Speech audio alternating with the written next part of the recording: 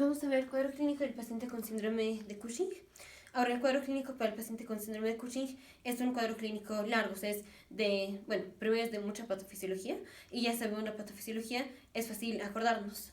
Ahora, primero vamos a poner los signos y síntomas que va a tener el paciente, luego mnemotecnias para acordarnos de los signos y síntomas que va a tener el paciente y luego la patofisiología, o al revés, la patofisiología y luego las mnemotecnias.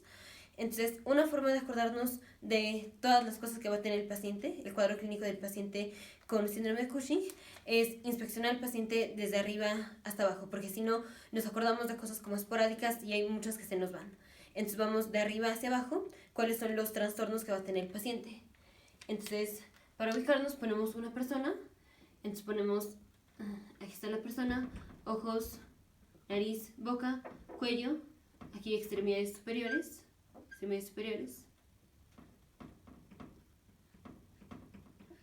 así, cavidad abdominal pélvica y luego las piernas. Entonces, más o menos así para ubicarnos. Entonces, cuadro clínico del paciente con síndrome de Cushing. Entonces, empezamos de la cabeza y vamos a terminar en los pies. Entonces, por ejemplo, si el paciente tiene síndrome de Cushing porque tiene un adenoma de la pituitaria, entonces aquí está el cerebro, entonces vamos a tener un adenoma de la pituitaria. Ahora, no siempre. Va a poner asterisco en las cosas que son a veces. Como es, por ejemplo, el adenoma no siempre es la causa de síndrome de Cushing, pero podemos encontrar un adenoma. Siguiente, el paciente va a tener psicosis, o sea, como estado mental alterado, un poco más severo que eso. Siguiente, aquí vamos con los ojos. El paciente puede tener cataratas. Siguiente, vamos con la cara. El paciente puede tener acné, puede tener hirsutismo. En la cara va a estar más redonda. Entonces, esto es lo que dicen, que parece que la cara parece una luna llena. Entonces, cara en forma de luna. Siguiente es el cuello. Del cuello me va a pasar a la espalda. Esto es, el paciente va a tener redistribución de grasa. Entonces va a tener más grasa acá, como en la unión del cuello y la espalda. Entonces vamos a poner esta redistribución de grasa. Va a ser una joroba. Siguiente, vamos con las extremidades. Entonces, el paciente va a tener disminución de masa muscular. Y si tiene disminución de masa muscular, el paciente va a venir con debilidad muscular y las extremidades van a estar atrofiadas, van a estar, digamos, más delgadas. Siguiente, entonces ya vimos la cara, ya vimos la espalda, ya vimos las extremidades. Vamos con el corazón. Aquí está el corazón. Entonces, esto va a ser una complicación para el corazón, que es hipertensión. El paciente va a tener hipertensión. Siguiente, vamos con cavidad abdominal. Entonces aquí voy a poner piel. Esto se nota más en extremidades inferiores y en la cavidad abdominal, pero bueno, en la pared abdominal anterior, pero puede pasar en cualquier parte de la piel, que es, el paciente va a tener piel más delgada, la piel va a estar más delgada, el paciente va a tener estrías color moradas, va a tener moretones, va a tener púrpura, va a tener úlceras y retraso de la cicatrización, o digamos retraso de la reparación de heridas. Seguimos. El paciente va a tener obesidad central, o obesidad truncal. Es que el paciente va a tener obesidad como de la parte central, o sea, básicamente aumento de la cavidad abdominal, va a tener más grasa en la cavidad abdominal. Siguiente, vamos con el útero. Entonces el paciente va a tener amenorrea, si es mujer, o disfunción eréctil si es hombre. Vamos con los riñones, entonces aquí voy a poner los riñones. Aquí están los riñones. Y esto va a ser, el paciente va a tener retención de calcio, vamos a tener un aumento de la concentración de calcio y por tanto el paciente va a venir con nefrolitiasis.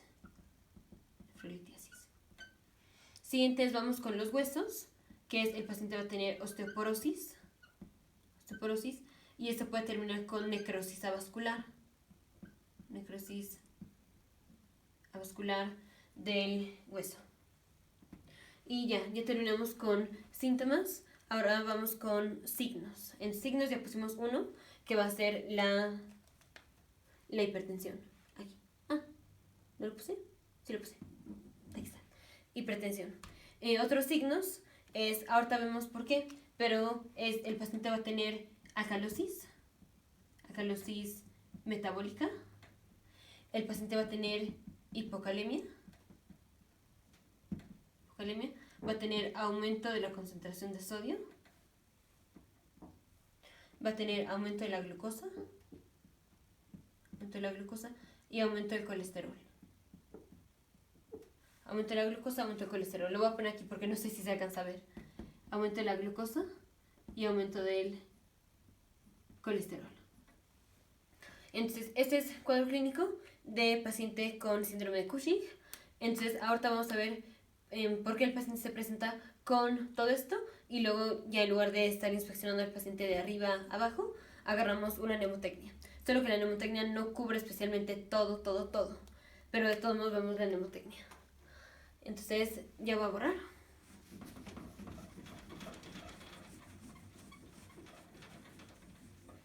Me faltó poner, si es el caso de que el paciente viene con síndrome de Cushing porque tiene un tumor o un adenoma o un carcinoma en las glándulas suprarrenales, entonces eso vamos a encontrar, un tumor en las glándulas suprarrenales. Pero bueno, seguimos. Porque el paciente va a venir con obesidad central. Ahora es obesidad central, la joroba y la cara en forma de luna. Entonces, ¿por qué el paciente va a venir con esto? Esto se va a dar por redistribución de grasa. Entonces, la grasa se va a empezar a acumular en esos sitios. Se va a empezar a acumular en la cavidad abdominal, en la cara y se va a acumular en la espalda. Y esto va a ser porque, ¿qué es lo que hace el cortisol? El cortisol promueve la gluconogénesis. Y la gluconogénesis es, convertimos el piruvato en glucosa. Y esa glucosa va a terminar en la sangre. Entonces, a través del cortisol, finalmente vamos a tener un aumento de la concentración de glucosa. Y recordemos que cuando aumenta la concentración de glucosa, vamos a tener más insulina. Entonces vamos a tener aumento de insulina. ¿Y qué es lo que promueve la insulina? La insulina promueve la síntesis de ácidos grasos. Entonces, paciente que viene con un aumento de cortisol es un paciente que va a producir mucha glucosa. Por eso el paciente viene con hiperglucemia. Y va a tener, como tiene mucha glucosa, va a producir mucha insulina. Y como tiene mucha insulina, va a hacer síntesis de ácidos grasos. ¿Y hacia dónde se van a ir los ácidos grasos? Se van a ir a los sitios donde más comúnmente tenemos grasa, que es en la cara, en la parte de atrás de la espalda, en la parte de atrás del cuello y en la cavidad abdominal. Entonces el paciente, por el aumento de la síntesis de ácidos grasos, va a venir con obesidad central, con la joroba y con la cara en forma de luna. Y esto va a ser por el efecto de la insulina, por el aumento de la glucosa, por la gluconogénesis, por el aumento de cortisol. Entonces ya vimos eso. Vamos a ver por qué el paciente va a venir con cataratas. Las cataratas son porque ya en videos anteriores, por ejemplo cuando vimos diabetes mellitus, vimos si tenemos un aumento de la concentración de glucosa, la glucosa se va a meter a la célula. Y digamos, esta es una célula del cristalino. Se mete la glucosa y la glucosa es convertida a sorbitol.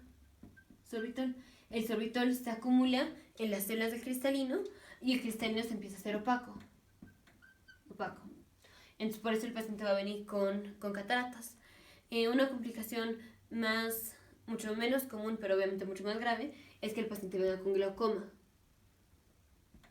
Ya vimos la cara, ya vimos los ojos, ya vimos la joroba. Vamos a ver las extremidades, porque las extremidades van a estar más delgadas. Entonces, esto es porque el cortisol ya vimos que promueve la gluconogénesis. Y la gluconogénesis es pasar del piruvato a glucosa. Ahora, ¿de dónde sacamos el piruvato? El piruvato, podemos tener así literal piruvato, pero también hay ciertos aminoácidos que se convierten en piruvato. Por ejemplo, la alanina. La alanina, que es un aminoácido, se convierte a piruvato. Ahora, ¿de dónde vamos a sacar la alanina? La alanina es un aminoácido y recordemos que las proteínas están compuestas de aminoácidos. Entonces, el cortisol promueve la destrucción de proteínas.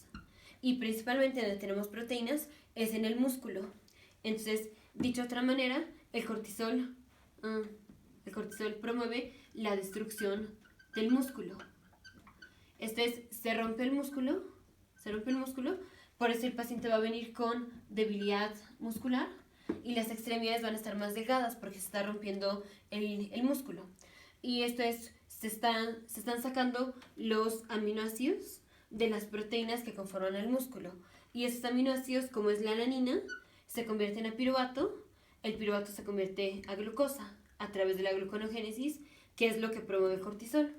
Entonces, ¿por qué el paciente viene con adelgazamiento de las extremidades? Porque viene con debilidad muscular. Esto es porque el cortisol promueve la destrucción del músculo, así haciendo que los aminoácidos que conforman las proteínas se convierten en piruvato y activa la gluconogénesis, que es el piruvato se convierte a glucosa, y entonces el paciente va a tener un aumento de la glucosa. Ya vemos por qué tenemos aumento de glucosa y ya vemos por qué el paciente viene con debilidad muscular y con atrofia de las extremidades, adelgazamiento de las extremidades, por pérdida de masa muscular, por el efecto del cortisol. Entonces ya vimos lo de las extremidades. ¿Por qué el paciente va a venir con hipertensión? Esto es por dos cosas. Una, porque el cortisol es un glucocorticoide, pero todos los derivados del colesterol tienen tanto efecto de glucocorticoides como de mineralocorticoides. Esto es, el cortisol tiene principalmente efecto de glucocorticoide, o sea, principalmente su efecto es regular a la glucosa, pero también tiene mínimo efecto de mineralocorticoide. Y obviamente, mientras más concentración de cortisol tengamos, un cortisol tiene muy poco efecto de mineralocorticoide, pero si tenemos mucho cortisol, pues el efecto de mineralocorticoide se va sumando. Entonces vamos a tener efecto de mineralocorticoide. ¿Y cuál es el efecto de mineralocorticoide? Es lo que hace la aldosterona. Ahora, no es que el paciente va a tener un aumento de aldosterona. El paciente, de hecho, va a tener una disminución de aldosterona. Pero el efecto que va a tener el paciente es como si tuviera aldosterona, porque aquí el cortisol va a servir como un mineralocorticoide. Entonces, ¿qué es lo que hace la aldosterona? La aldosterona promueve la reabsorción de sodio, y promueve la excreción de potasio y de hidrogeniones. Entonces, eso es lo que hace la aldosterona. Y aquí el cortisol sirve como un mineralocorticoide, o sea, el cortisol va a hacer lo mismo. Entonces, por medio de mucho aumento de cortisol, vamos a tener reabsorción de sodio y vamos a tener excreción de potasio y excreción de hidrogeniones. Ahora, si estamos reabsorbiendo sodio, vamos a tener un aumento de la concentración de sodio. Y recordemos la frase, a donde va el sodio, va el agua. Si estamos reabsorbiendo sodio, vamos a reabsorber agua. Entonces vamos a tener un aumento de la cantidad de agua en el organismo y esto entra al espacio vascular. Entonces el paciente va a tener mayor volumen sanguíneo. Y si tiene más volumen sanguíneo, el paciente va a tener hipertensión. Ahora, ¿qué pasa con el potasio y las hidrogeniones? Se van a excretar. Entonces el paciente va a venir con hipocalemia y va a venir con una disminución de hidrogeniones. Eso produce una alcalosis metabólica. Y entonces es un paciente que viene con hipertensión, viene con hipocalemia y viene con alcalosis metabólica por el efecto de mineralocorticoide que va a tener el cortisol. Y entonces, ¿qué va a pasar? Si es un paciente que tiene mucha retención de sodio y está excretando potasio y está excretando hidrogeniones, la aldosterona va a estar baja, porque la aldosterona promueve la reabsorción de sodio. Si ya por el efecto del cortisol el paciente está teniendo mucha reabsorción de sodio, ya no vamos a reabsorber más sodio, ya no vamos a tener otros mecanismos que nos hagan reabsorber más sodio, como es la aldosterona.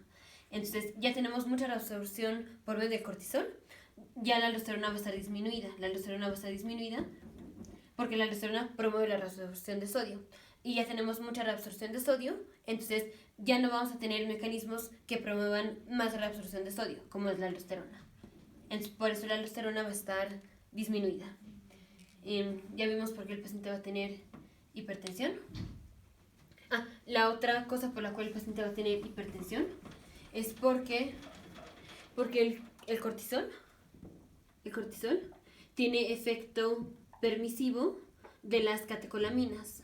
Catecolaminas es, por ejemplo, la epinefrina y la norepinefrina. Epinefrina y norepinefrina. Entonces, cuando la epinefrina se une a los receptores alfa-adrenérgicos de la vasculatura, entonces aquí esto es un vaso capilar, aquí estos son receptores alfa-adrenérgicos. Cuando la epinefrina se une aquí, el paciente hace vasoconstricción. Y si tenemos vasoconstricción, el paciente va a venir con un aumento de la presión arterial. Ahora, efecto permisivo quiere decir que las catecolaminas no tienen efecto en ningún órgano, salvo que esté presente el cortisol. Ahora, siempre tenemos una cantidad de cortisol y por eso sí tenemos efecto de las catecolaminas. Pero mientras más cortisol tengamos, más efecto de las catecolaminas vamos a tener. Dicho de otra manera, los órganos se hacen más sensibles a las catecolaminas mientras más cortisol tenga el paciente. Entonces, esa es otra causa por la cual el paciente va a venir con hipertensión. Entonces, ya vimos hipertensión. Vamos a ver por qué el paciente viene con amenorrea. Entonces, ¿por qué viene con amenorrea? Amenorrea, acné, hirsutismo y estrógenos. Y osteoporosis. Entonces, esto va a ser porque el cortisol va a hacer que tengamos un aumento de los esteroides sexuales. Esteroides sexuales son los andrógenos. Entonces, el paciente va a tener aumento de andrógenos como es, por ejemplo, la testosterona. Entonces, vamos a tener menos estrógenos y vamos a tener más andrógenos. Entonces, la relación andrógenos a estrógenos va a estar aumentada. Vamos a tener mucho más andrógenos de estrógenos que vamos a tener. Entonces, si tenemos una disminución de estrógenos, la paciente va a venir con oligomenorrea. Y peor, puede terminar con amenorrea. Vamos a tener aumento de andrógenos. Entonces, el paciente va a venir con acné y va a venir con hirsutismo. Hirsutismo es distribución del pelo o del vello en la distribución en la que la tiene un hombre. Básicamente es a la mujer le va a salir barba. Ese es hirsutismo. Hirsutismo y acné se va a dar por el aumento de los andrógenos. Y la osteoporosis se va a dar por la disminución de estrógenos. Ya en la sección de fisiología reumatológica vimos el efecto que tienen los estrógenos en los osteoclastos y los osteoblastos y por qué eso promueve formación del hueso. Si tenemos disminución de estrógenos, el paciente va a terminar con osteoporosis. Entonces, la amenorrea, el hirsutismo, el acné y la osteoporosis se va a dar por un aumento de andrógenos y disminución de estrógenos. Lo otro es, el paciente va a venir con nefrolitiasis.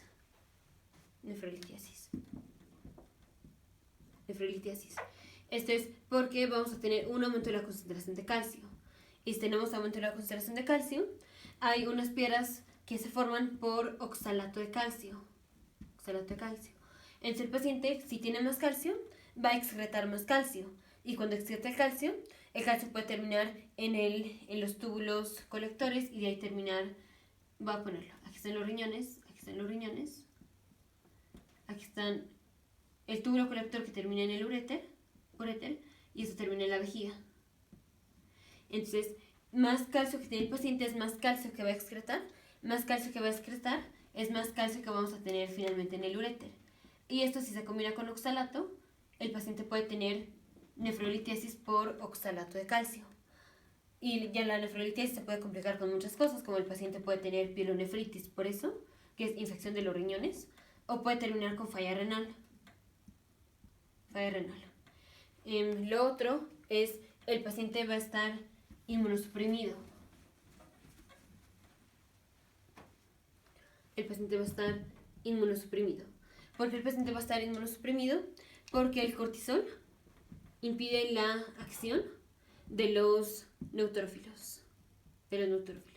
Entonces, aunque por un lado el cortisol promueve que tengamos más leucocitos, o sea, no es así de fácil. Ya específicamente el efecto de cortisol lo vimos en la sección de fisiología endocrina, pero el cortisol promueve que tengamos leucocitosis. Pero, aunque tengamos un aumento de neutrófilos, estos neutrófilos van a ser disfuncionales, o sea, no van a funcionar bien.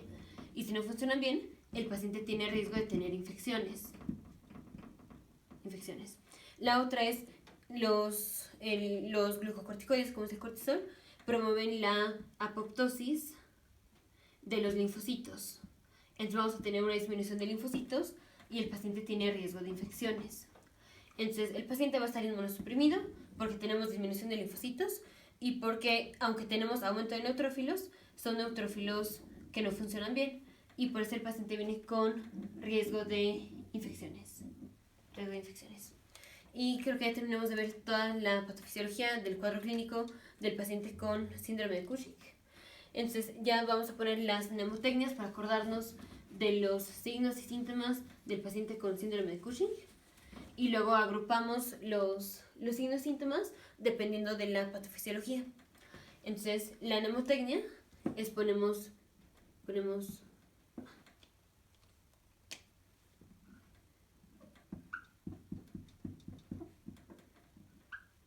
Cushingoid. Entonces, C es de que vamos a tener un aumento del cortisol.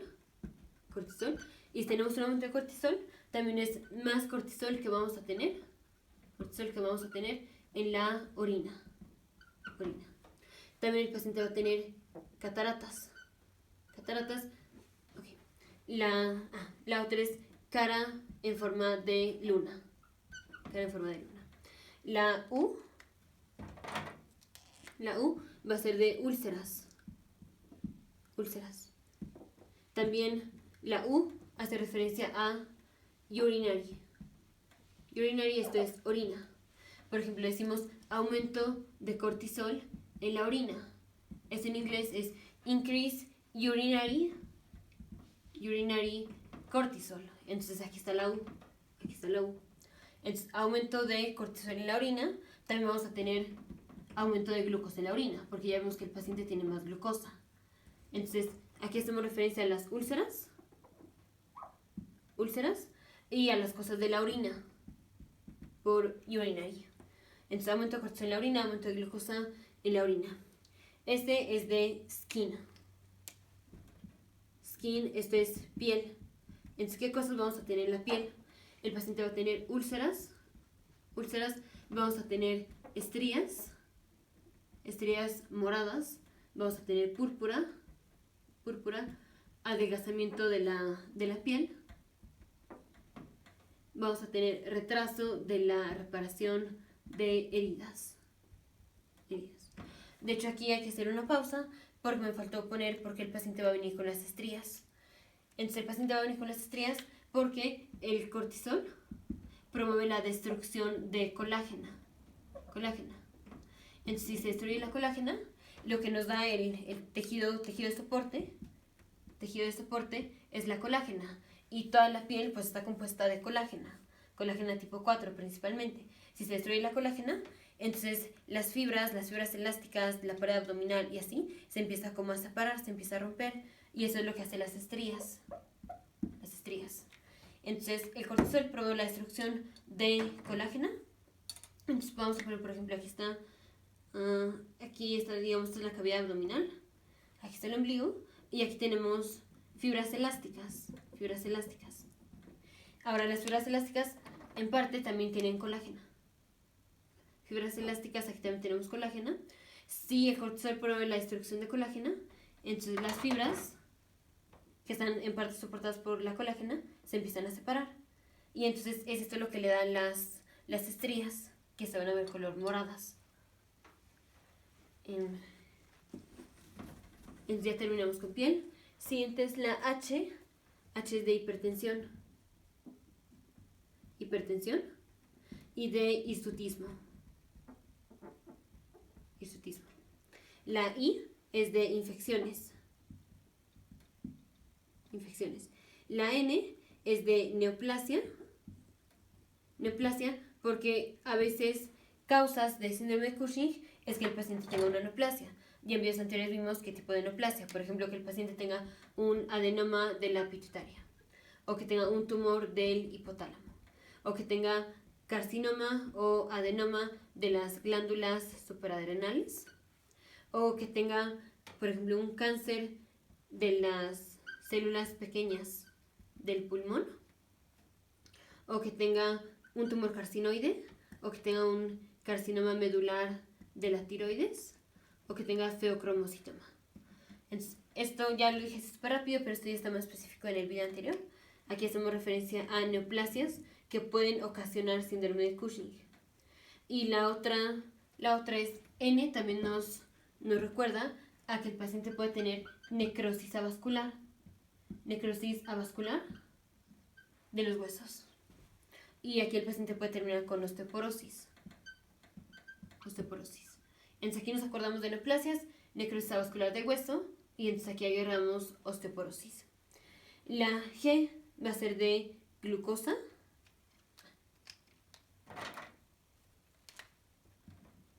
Glucosa. Y también, si el síndrome de Cushing se presenta en un niño, el paciente va a tener retraso del crecimiento. Retraso del crecimiento. Entonces, en inglés esto es growth retardation. Entonces, aquí está la otra G. O nosotros lo podemos poner como parte de la C, retraso del crecimiento. Entonces, aquí agrego crecimiento. Y de hecho, aquí en C, de la cara, me faltó agregar acné. Acné. Siguiente, la O es de obesidad. Obesidad, entonces aquí hacemos referencia a la obesidad central y a la concentración, al aumento de concentración de grasa que va a tener el paciente en la espalda, que es la joroba. La joroba. La I es de inmunosupresión. Inmunosupresión que va a terminar en infecciones.